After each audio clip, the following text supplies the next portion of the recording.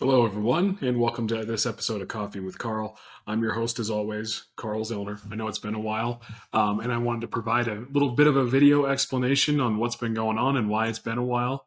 On June 16th of 2023.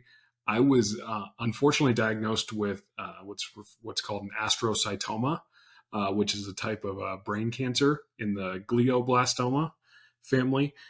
It's out of 4 stages. It's about a stage 3. They were able to do surgery and remove most of it. And I'll actually provide you now an updated picture of the current, I guess, state of things, which is much better than that last one I just had pulled up. So let me pull this up here and we will get that shared for you. And so now it went from the picture with the red circle to the green because now I am good to go, according to both my primary oncologist in Chicago and my local neurosurgeon as well, who I met with a couple days ago. So I actually wanted to wait to meet with my neurosurgeon before I made this video, just because I wanted to make sure it's timely and everybody was on the same page before we started popping the corks of the champagne and celebrating that I made it through this weird time, I would call it. So I wanted to start out with this video. This one's going to be a little bit longer because it's a little bit more personal, I guess. But I wanted to do this in order that everybody sort of had access, especially the faithful Coffee with Carl watchers, to sort of know where I've been and where we're going from here and things like that. So number one was my story on how it got diagnosed or how we found it. I was just going to a optometrist appointment to get my a new lens prescription as well as some contact lenses as well. And ultimately, what happened was they did the little eye pressure test. Little look over here at the hot air balloon, and that sort of test. And something was not right in my right eye. And my optometrist suggests I go see his buddy, the retina specialist. And ultimately, that's what I did. Retina specialist still couldn't see anything, but they said they were getting the same readings my optometrist were, so we should start to rule things out. So first big thing they wanted to rule out was any type of,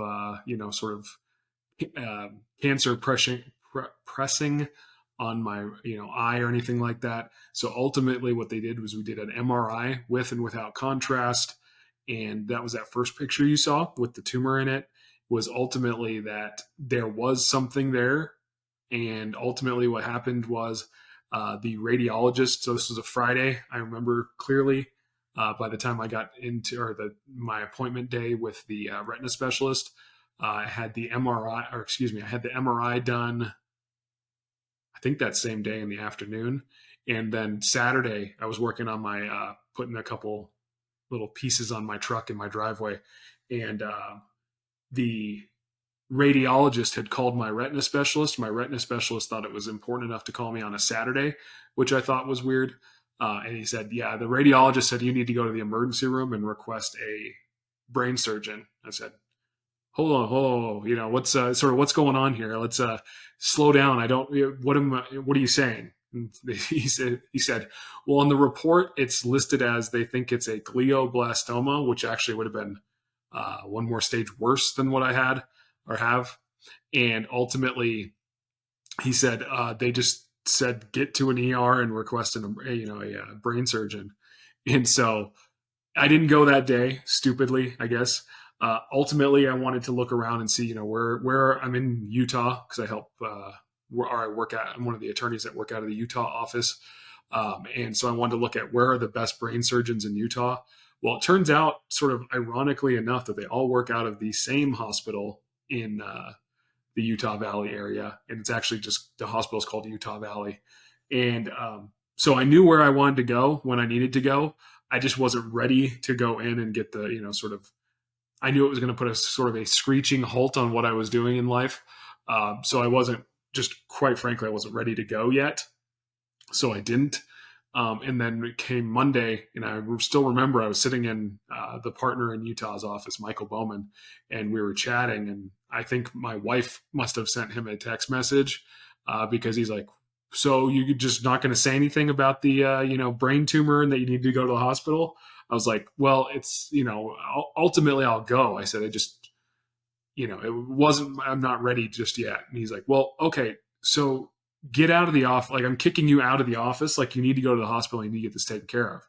So, to his credit, my wife's credit, sort of everybody involved at that time, I did. I drove myself to the hospital where the best brain surgeons are, went into the ER, walked into the ER and said, hey, I need a, I'm told, my radiologist has told me I need a brain surgeon, and got a great one, thankfully.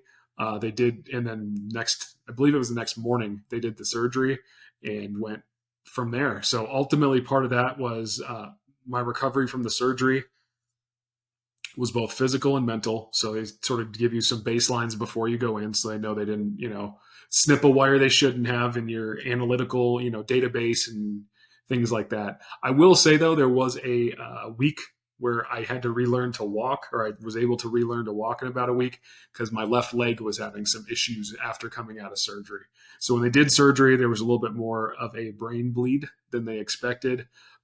So when they did it, so it just took a little bit to get back to at least the physical portion of what I could do.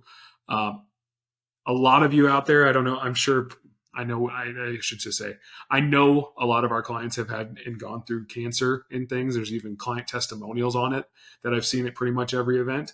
So I know a lot of you can relate, but there's no sort of playbook as you come out of the surgery after they've removed something, especially from your brain, on what that's going to look like. Now, I'm very fortunate in that I didn't lose anything. And as a matter of fact, through my rehab, I think I'm actually sort of over or better than I was when I went out, just because I've had to work on areas in my mind that I didn't, number one, just wouldn't have flagged myself, but it's based on actual testing and strengths and weaknesses. And so I think overall, I've improved the overall analytical sort of database that was in my mind as well, and my executive functions and all those other great things that come along with the right frontal lobe. So ultimately, I say that to say this is where I'm at now is I'm still doing some rehab stuff. But for the most part, I'm testing sort of out of the curve as far as all the things you'd want your attorney to know.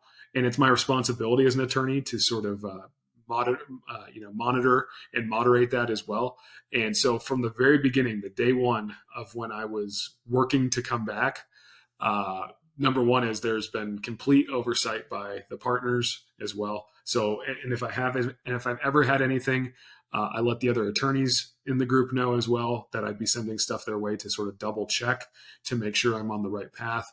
And at this point, I'm now double checking their work again. So we're like I said, I think if I was going to put a percentage on it, I'm probably like 107% of where I was when I went out, just because I've been forced along the way with the different types of rehabilitation techniques to make sure that I'm doing things. Number one is I'm doing things the right way.